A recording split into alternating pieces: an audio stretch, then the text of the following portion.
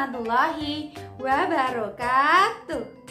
Berjumpa lagi dengan Bu Ani di sini. Kita akan belajar dan mengupas suatu hal. Apa itu? Nah, sebelum kita belajar, kita berdoa terlebih dahulu. Semoga diberi keberkahan oleh Allah. Berdoa mulai.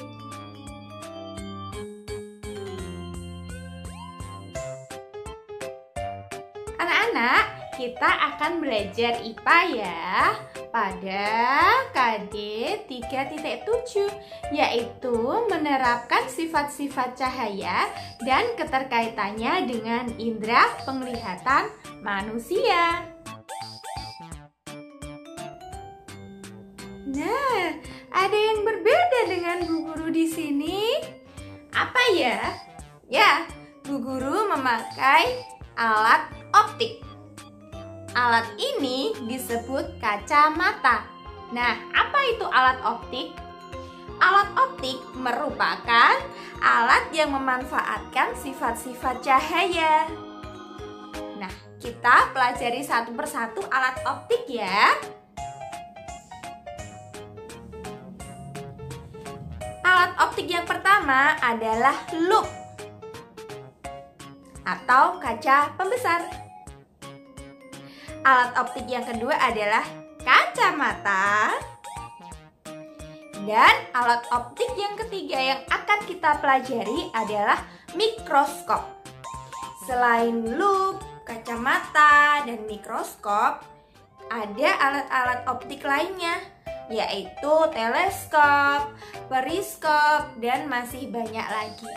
Tapi kita pelajari 3 itu dulu ya. Yuk. Contoh alat optik yang pertama adalah lup.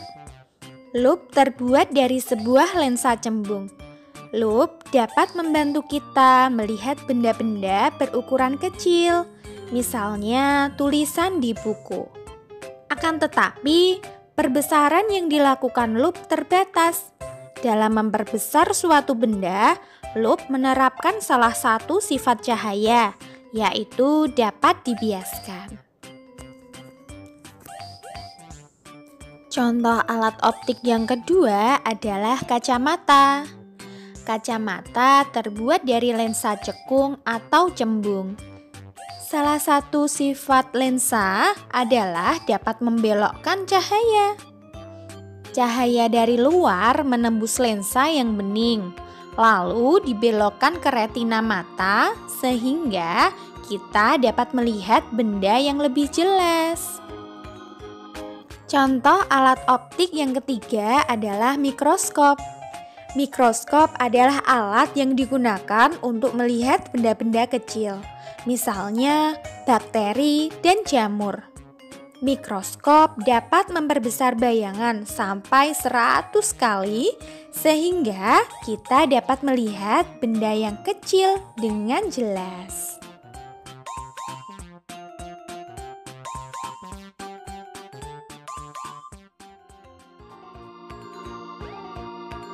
Itu tadi materi dari Bu Ani.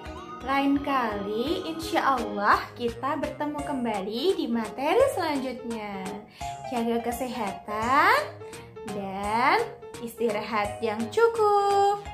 Semoga kalian menjadi anak-anak yang solih-solihah dan dapat menerapkan sifat-sifat cahaya dengan benar. Wassalamualaikum warahmatullahi wabarakatuh.